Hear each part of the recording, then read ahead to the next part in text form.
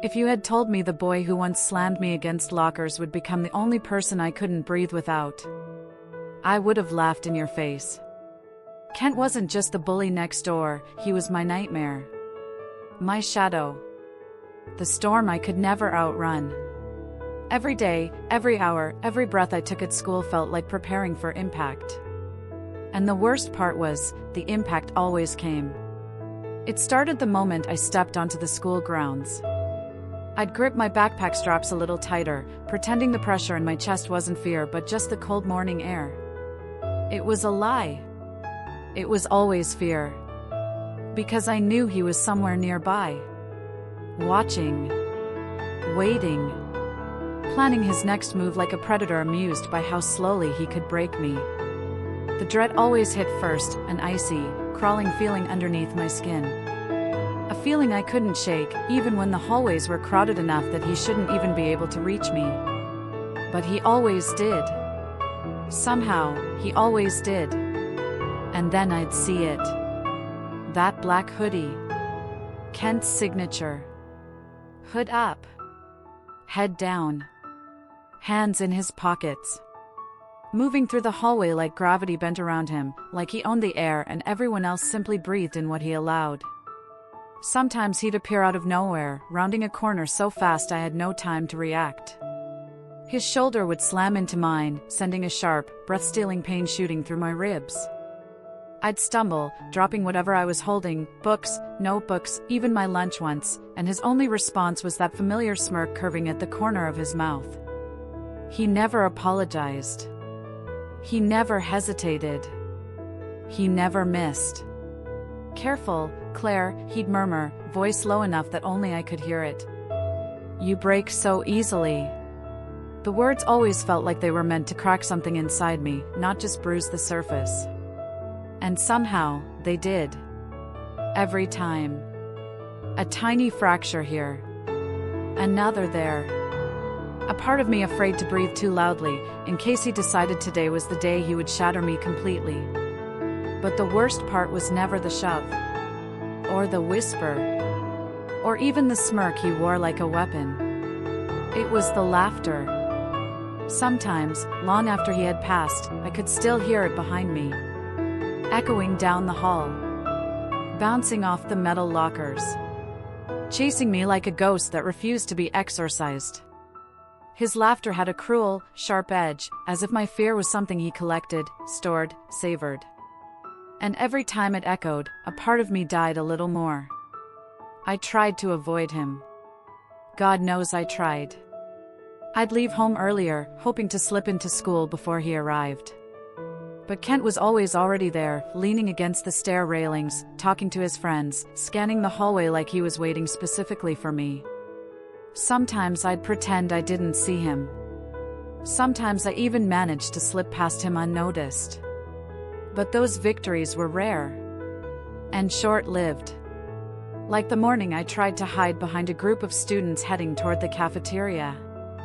I kept my head down, hair falling over my eyes like a shield. I walked faster. Faster. Faster. Just a few more steps and I'd be. A hand grabbed the strap of my backpack and yanked me back so hard I gasped.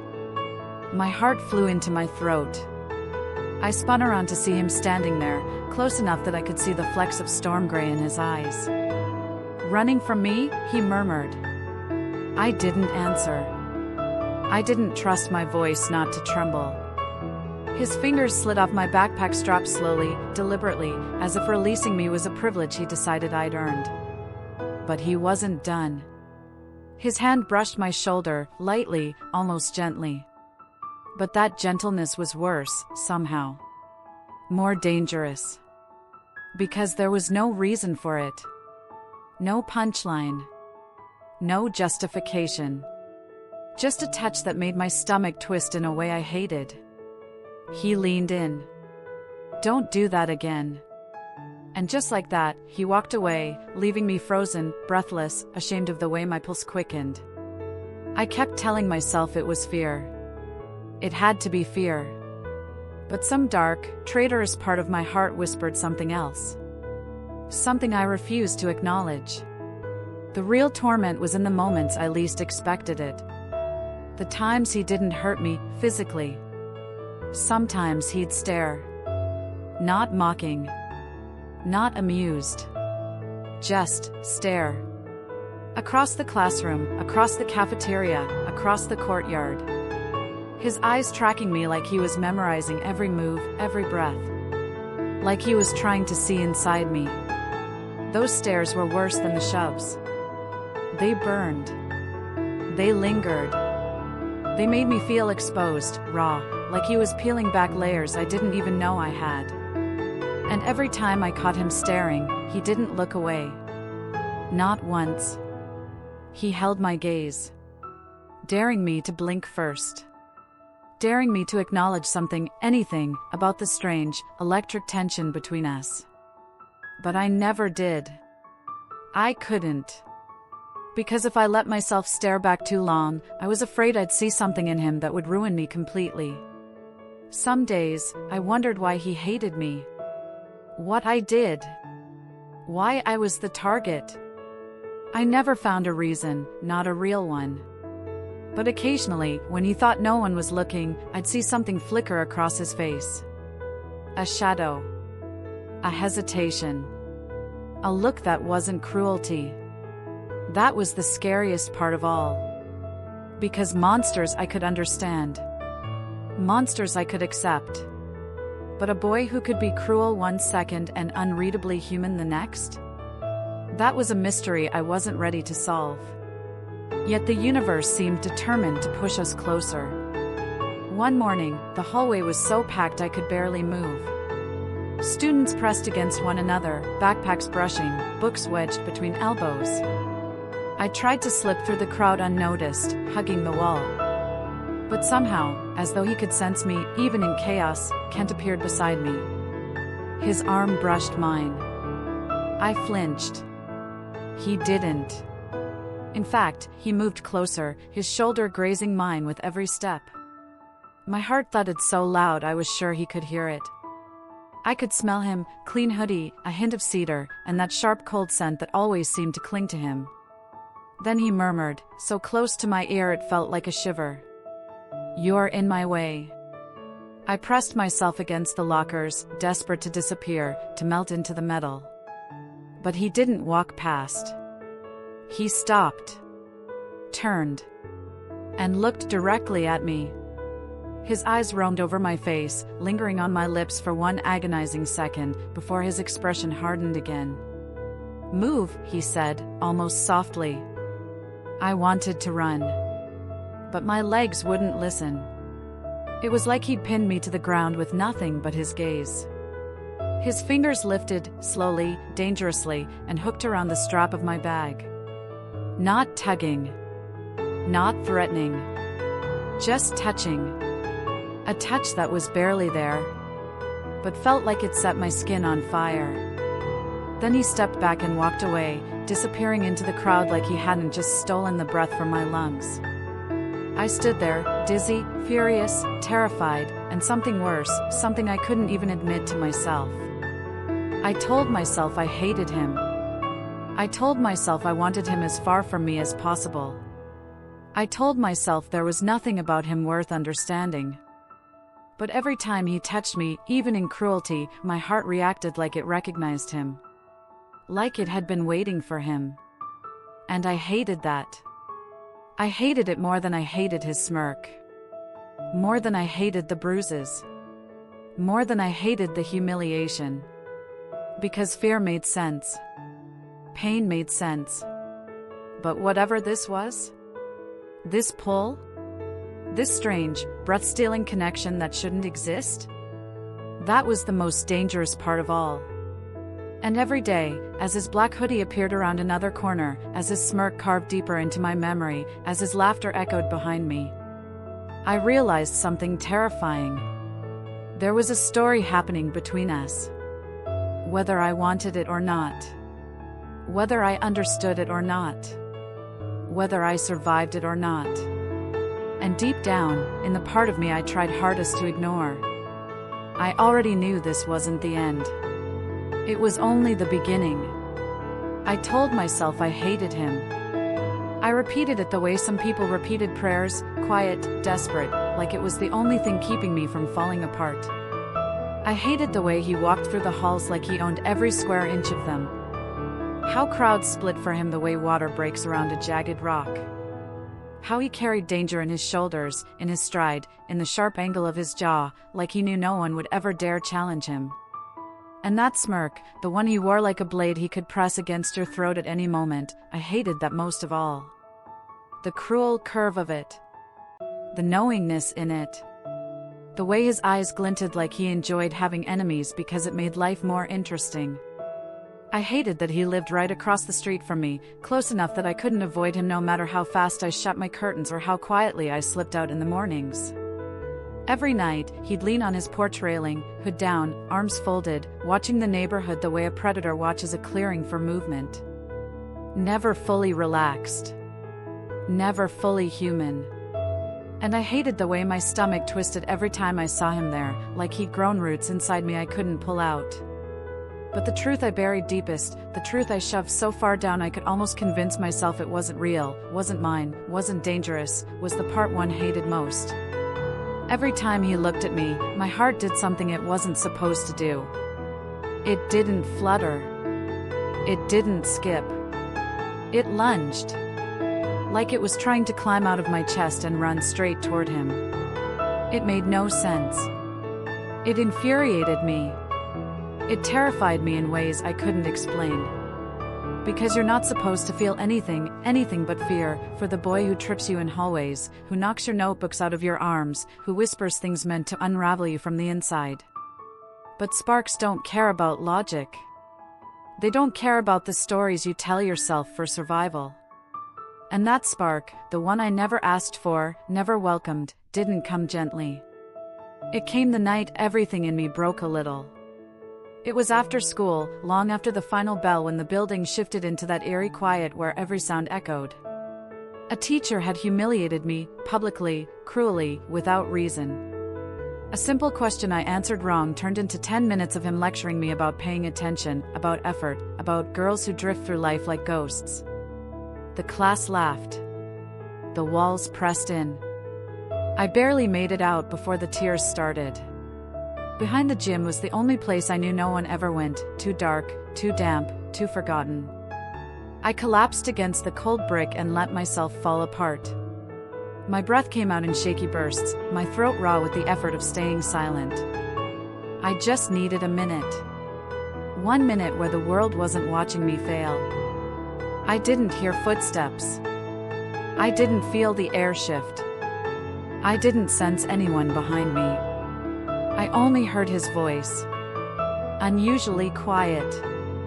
Unusually controlled. Who made you cry? Every muscle in my body froze. His voice didn't sound like the boy who slammed me into lockers or tossed my homework into puddles or smirked when I flinched at his footsteps. It sounded dangerous in a different way. Low. Sharp. Focused. I didn't have to turn around to know it was him. Kent's presence had a weight to it, heavy, dark, inescapable. It crawled down my spine like a warning. I wiped my cheek quickly, even though it didn't matter. He'd already seen. My voice came out small, harsher than I wanted. Leave me alone, Kent. A pause. A breath. And then, footsteps, slow and deliberate, coming closer. No. One word, firm enough to make the air feel tight. He stepped in front of me, blocking the fading light. His shadow fell across mine like it was swallowing it whole. His hoodie hung loose, the strings brushing his collarbone, and his fists were clenched so tightly the tendons in his arms stood out beneath his sleeves. Tell me, he repeated, his jaw locked in a way I'd never seen before. Who made you cry? I swallowed hard. My pulse thudded painfully against my ribs, loud enough that I was sure he could hear it. I wanted him to go. To vanish. To leave me alone the way he never did. But there was something in his expression, something sharp, almost violent, that made my breath catch for a different reason. He wasn't mocking me. He wasn't amused. He wasn't bored. He was furious. Not at me. For me. And that terrified me more than anything he'd ever done. Because this wasn't the Kent who shoved me in the cafeteria. This wasn't the Kent who stole my locker code and switched my textbooks around. This wasn't the Kent who whispered, "Careful, Claire. You break so easily," as if he enjoyed reminding me I wasn't made of armor. This Kent looked like he wanted to tear something apart with his bare hands. The vein in his neck pulsed. His breaths were uneven, like he was holding back a storm. He scanned my face, my posture, the red around my eyes, taking everything in like it was evidence in a case only he understood. And then his eyes softened. Not fully. Not kindly. More like they burned with a different fire, one I wasn't prepared to decode. "You shouldn't cry alone," he said quietly, but every word felt deliberate. Heavy. Not like that. I couldn't look at him. If I did, I was scared of what I'd see. Scared of what he'd see in me. Scared of the truth I couldn't keep pretending wasn't there. I said, "I'm fine," I whispered. "You're not." He didn't even hesitate. "Tell me who did it." His voice wasn't a request. It wasn't even a command. It felt like instinct, like he didn't know how to stop himself. And my thoughts splintered. Why did he care? Why now? Why like this? What could possibly make my worst enemy, my tormentor, look at me as if someone had just threatened something he considered his? Because that's what it felt like. Possessive. Uncontrolled. Uninvited. My heart shouldn't have reacted. It shouldn't have leapt. It shouldn't have warmed at the idea of him being angry on my behalf. But it did. God help me, it did. And in the dim light behind the gym, with my back against the cold brick wall and his shadow draped over me like nightfall, a terrifying thought crept in. Maybe Kent wasn't angry for me. Maybe he was angry because someone else had broken me first. And that made no sense. No sense at all. But his next breath hitched, and his stare dropped to my trembling hands. He flexed his jaw again, like he was fighting himself. Fighting something inside him that didn't care about logic or history or the fact that he had made me cry 100 times before this. He lowered his voice, barely above a whisper. "Claire, tell me." My heartbeat stuttered wildly. Because hearing my name in his voice, low, raw, almost protective, did something dangerous to me. Something I wasn't ready to admit. Something I couldn't control. Something I hated with a force that shook me down to my bones. Because it meant one horrifying truth. Whatever was happening between us, whatever this shift was, whatever this spark was, it wasn't going away. And neither was he. After that night, everything got confusing. Not the small kind of confusing, not the kind you can shake off, or laugh away, or explain to yourself with excuses you don't even believe. This was the kind of confusion that sits on your chest at night, heavy and hot, refusing to let you sleep. The kind that makes every glance, every breath, every footstep feel like a question you're too scared to answer. Everything became impossible. And dangerous. Dangerous in a way that made the air feel sharp when he was near me. Because the bullying didn't stop, not completely. He still slammed doors in my face. Still knocked my shoulder when he passed.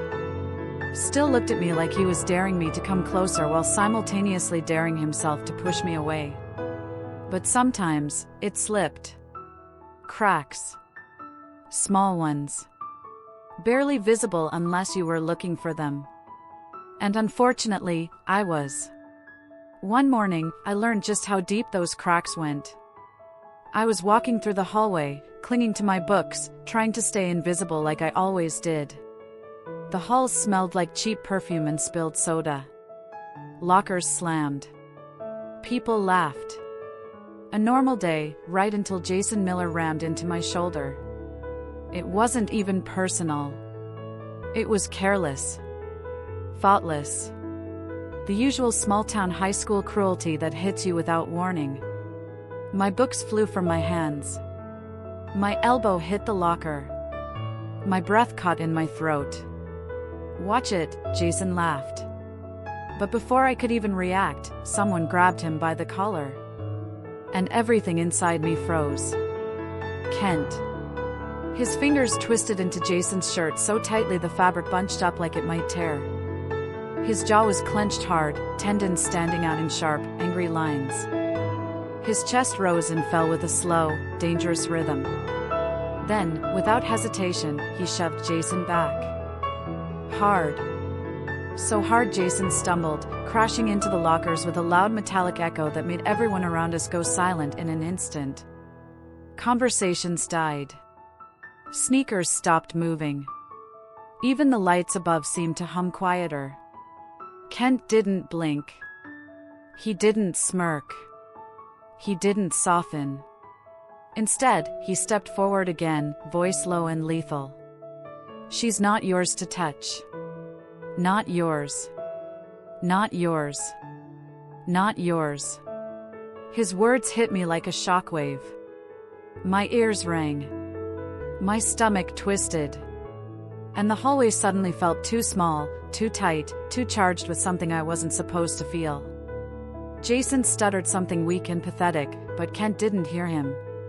Or maybe he did, he just didn't care. He only looked at me. Just for a split second. Just long enough to burn through the thin layer of denial I'd been trying to wrap around myself. Then he walked away.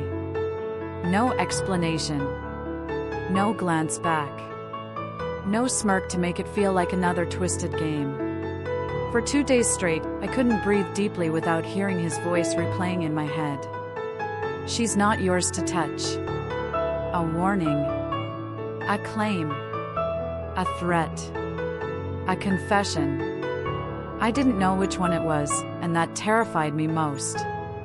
But that moment wasn't the end of the shift. No. It was only the beginning. The deepening came next, slowly, quietly, like a shadow creeping under a doorframe. Little moments I wasn't prepared for. Moments that unmade me. Moments that made me feel like my heart was learning a new language I never agreed to learn. There were the nights he lingered on his porch. Every evening when I walked home from my late shift at the cafe, the neighborhood was quiet, too quiet. The streetlights buzzed softly, insects flickered around them, and the air smelled faintly of cut grass and something warm and faintly smoky. And there he would be. Kent. Leaning against the railing of his porch like a dark silhouette carved out of night. Hands in his pockets. Hood down. Eyes following me with attention I could feel even across the street. He didn't call out. Didn't taunt me. Didn't pretend he wasn't looking. He just stayed there. Watching me reach my door. Watching me fumble with my keys. Watching me look over my shoulder when I shouldn't. Every night, I told myself it meant nothing. But every night, my heart betrayed me, thudding too fast, too hard, too loud. Then came the afternoon outside school. I was balancing too many books in my arms, trying to navigate a crowded walkway. One wrong step, one elbow bump, one gust of wind, and my books exploded out of my hands like paper shrapnel. They scattered everywhere. Assignments. Notes. A sketch I'd drawn and never meant anyone to see. Before I could even kneel, someone was beside me. Long fingers. Rough knuckles. Hands that usually bruised now moving carefully, almost reluctantly. Kent. He gathered the papers without speaking, stacking them neatly, gently, as if he was afraid of creasing the edges. My breath caught. Why was he helping? Why wasn't he laughing? Why wasn't he saying something cruel? He handed me the stack. Our fingertips touched. Only for a second. Barely a moment. But it felt like a spark lit inside my palm and traveled straight to my chest. His eyes met mine. Not mocking. Not cold. Not distant. Confused. Frustrated. Hungry for something he didn't have the words for. Then, just as quickly, he stood and walked away like he couldn't get far enough fast enough. But the moment that truly broke me came on a windy afternoon. I was stepping outside, hair whipping in every direction. I tried to tuck it behind my ear, but before my hand reached up, someone else reached first. Fingertips brushed my cheek. My breath vanished. Time stopped. Kent. His touch was light, trembling, a kind of hesitation that made my chest clench painfully. He brushed the strand of hair away, and for a fraction of a second, he looked at me like the world had tilted under his feet. Then he pulled back, sharp and fast, like he'd touched fire. Or like I was the fire. He muttered something under his breath, turned, and walked away, shoulders tense, hands shaking slightly, like he was furious at himself for slipping again. And me? I stood frozen, completely undone. Why him? Why me? Why now? Why did he make me feel like every step closer to him was a step toward a cliff I wasn't ready to fall from? Why did it feel like he was fighting two versions of himself, the cruel, controlled bully everyone saw, and the aching, conflicted boy I wasn't supposed to see at all? Why did I feel like the ground beneath us was shifting every time our eyes met? Days passed. But the tension didn't fade. It thickened. Every hallway glance. Every porch vigil. Every silent moment too charged to ignore. It felt like something was building. Something inevitable. Something dangerous. Like we were both moving toward a point of no return, slowly, carefully, helplessly. And deep down, beneath the fear, beneath the confusion, beneath the scars he'd given me, a terrifying truth whispered its way into my mind. I wasn't sure I wanted to survive whatever was happening between us. Not if surviving meant stepping away from him. Not if surviving meant pretending none of this was real. Not if surviving meant losing the boy whose eyes haunted me in ways they never should. I didn't want this. I didn't ask for it. I didn't understand it. But I felt it. God, I felt it. Every day. Every night. Every breath. Like danger. Like desire. Like drowning and breathing at the same time. Like standing on the edge of something I wasn't sure I could survive. But couldn't walk away from either. The deepening shouldn't have happened. Not after everything Kent had done to me. Not after the years of sharp comments, the way he'd look right through me as if he was scanning for weaknesses he hadn't broken yet. And definitely not after the way he'd make sure no one else ever saw the side of him he reserved for me. Yet, there were these moments I didn't expect, didn't want, and didn't know how to interpret. It started with the nights. I came home late often. My mom worked double shifts, so it was usually just me and the silence. Except some nights, he was there. Kent. Standing on his porch across the street, leaning against the railing, arms crossed like he'd been waiting for something, or someone. His house lights always spilled enough glow to outline the sharpness of his jaw, the stillness in his posture, the unreadable expression on his face. He never spoke. Not a single word. But his eyes would track me, from the gate to the door, like a warning. Or a confession. I still don't know which. I told myself it didn't matter. That he was probably out there for a reason that had nothing to do with me. But something in me knew better. Then came the afternoon with the books. I was walking past the courtyard when someone bumped into me, accidentally or maybe not, and my books scattered everywhere. I knelt quickly, cheeks burning with embarrassment, ready for the usual murmurs or the laughter that always came when I was involved. But instead, I heard footsteps. Slow. Controlled. Too familiar. I didn't look up. I didn't have to. My heart recognized him before my mind did. Kent crouched beside me. His fingers brushed the spine of my literature textbook as he picked it up. He didn't say a word, no insult, no sarcastic comment, nothing that matched the boy he'd always been with me. For a second, just a second, the air around us felt fragile. As if the wrong breath would break something neither of us could fix. When I reached for the last book, our hands collided. His jolted back first. That was the first time I realized something was changing. Then there was the wind. A simple gust. That's all it was. But it pushed my hair across my face, blocking my vision. Before I could tuck it behind my ear, Kent reached out. His hand brushed my cheek, barely, but enough to burn. He froze. I froze. And his hand shook. Kent never shook. That moment didn't make sense. Not with everything he had put me through. Not with the history between us. Not with the quiet war he'd waged on me since childhood. Why him? Why me? Why did he make me feel like I was standing on the edge of something I was certain would hurt? I didn't have answers. So I kept my distance. Until the twist found me. It was after school. People were pouring out of the building, the sun sinking, shadows growing long. Kent was ahead of me on the steps, walking with that same deliberate pace he always had, calm, unreadable, dangerous in the way quiet storms are. And then it happened. His backpack slipped off one shoulder, hit the ground, and something slid out. A notebook. It fell open on impact. He didn't notice. He didn't turn. He kept walking. My name wasn't written on it. There was nothing to indicate it belonged to me. I should have left it there. I should have called out to him. I know that. But I didn't.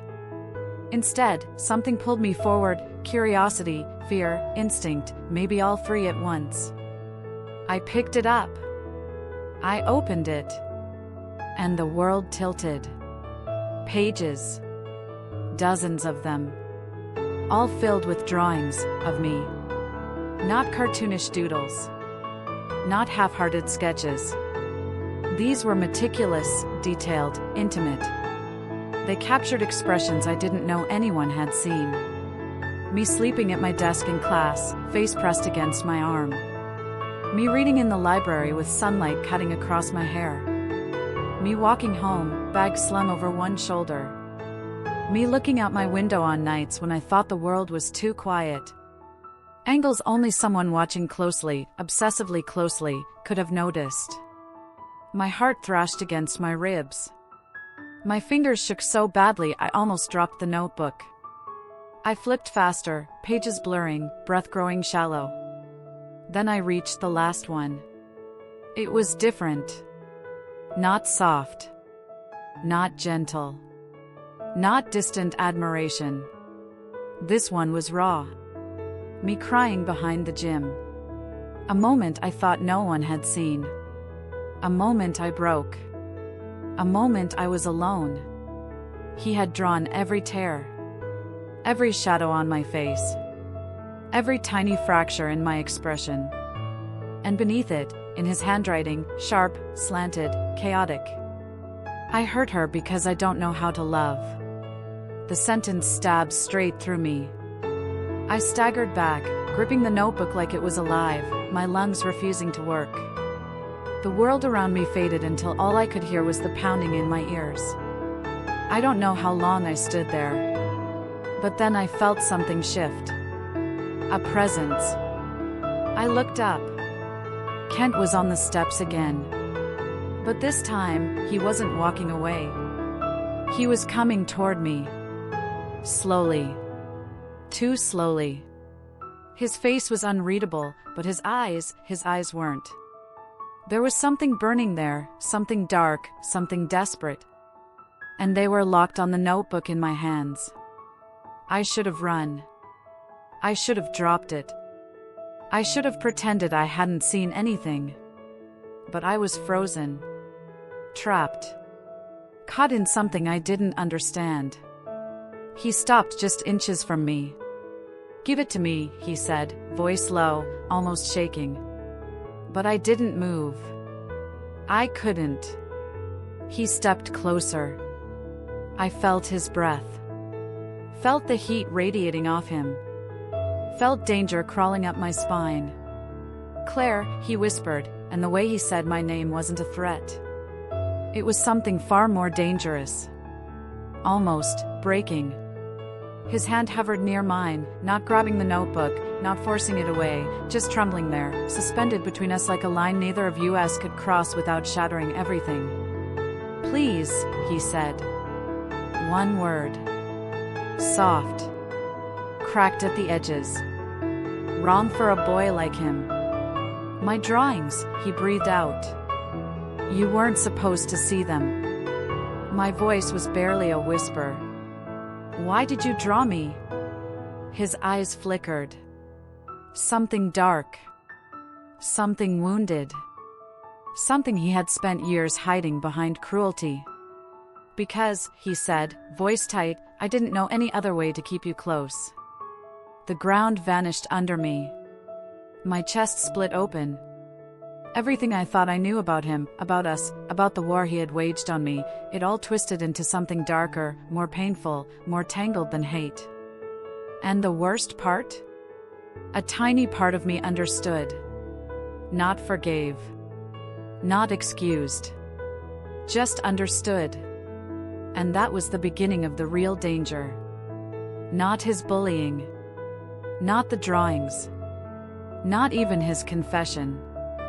The danger was what came next. Because nothing between us was ever going to be the same. Not after I saw the truth. Not after he saw that I knew. Not after the line between hate and something unspeakably deeper finally cracked open. And we both stepped into it. That night, the air felt wrong. Too heavy. Too still. The kind of stillness right before something breaks. I stood between our houses, two quiet buildings separated by a strip of grass that had witnessed too many of our childhood battles, too many of his taunts, too many of my silent retreats. My hands trembled. My heartbeat was a fist punching inside my chest. Kent stepped out onto his porch, pulling his jacket on like he was leaving. But the moment he saw me standing there, small, shaking, and holding the weight of the truth in my eyes, he stopped. His posture stiffened. He didn't speak. He didn't even breathe. And for the first time, I didn't look away. You knew I saw it. My voice cracked, but I didn't care. His jaw tightened. "Claire." "Why me?" The words came out a whisper. A fragile, shattering whisper.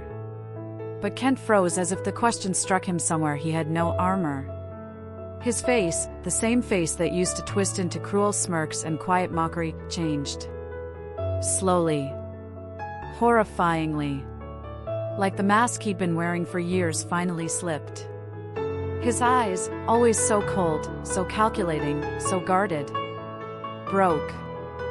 I saw it. I felt it.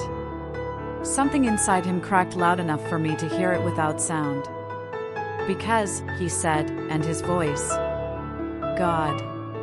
His voice was nothing like I'd ever heard from him. It wasn't sharp. It wasn't cruel. It wasn't mocking. It was breaking. "Because if I didn't push you away," he whispered, "I'd fall apart for you." Something inside me caved. Not because it was romantic. It wasn't. It was tragic. Dangerous. A confession sharpened by the years he spent hurting me. But hearing him say it, hearing him choke on it, felt like someone punched the air out of my lungs. I should have left. I should have turned around. I should have screamed at him. But I couldn't move. Not when he was standing there looking like a boy who'd learned love only through fear. Not when the darkness between us was finally starting to take shape.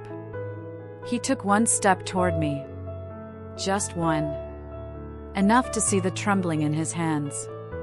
"Claire," he breathed, "I never meant for you to. But love built on fear never stays steady. It wobbles. It shakes. It collapses the moment truth enters. And the collapse came faster than I ever imagined.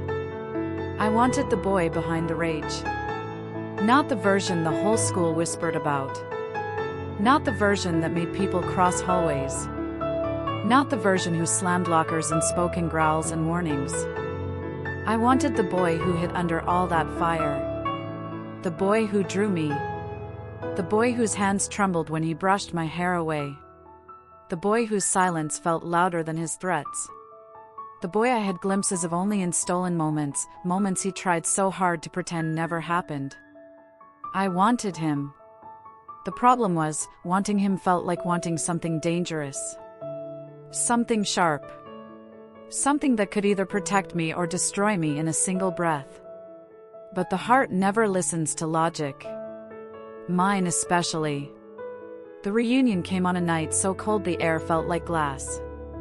Winter had finally settled into our small town, the kind of cold that made breath visible and emotions even more raw. I hadn't meant to find him, my feet simply carried me, pulled by something I couldn't name. The park was nearly empty, just a skeleton of swings and moonlit shadows stretching across the frozen ground. The street lamps buzzed faintly, flickering like weak hearts trying to keep beating. And there he was. Kent. Sitting on the old metal swing set. Shoulders hunched. Hands gripping his hair. Breathing unevenly like someone trying not to break apart. I stopped several feet away. He looked smaller. Not physically, he could never look small, but emotionally. Like something inside him had caved in. He didn't hear me step into the cold sand. Didn't hear the crunch beneath my boots. Didn't sense my presence at all. Kent, I whispered. My voice left my throat like a fragile thread. His head jerked up. And when his eyes met mine, everything inside the world seemed to fracture. They were red, not from anger, but from the kind of grief someone hides so deeply that it eventually spills out on its own. He didn't try to mask it this time. Didn't scoff. Didn't throw up walls. He just looked at me like he was drowning. "You should hate me," he said, voice shaking, raw. "Everyone does." Each word cracked. I heard everything I get close to. Something in me flinched. Not from fear, from heartbreak. Because I could see it clearly now. Kent wasn't made of cruelty. He was made of damage masked as armor. He wasn't born a storm, someone made him one. I stepped toward him, though my legs trembled hard enough to make the air wobble. The closer I got, the colder the air felt, like winter itself was holding its breath between us. "You didn't ruin me," I whispered. The truth burned, but it was gentle. "You awakened me." It felt like confessing a sin.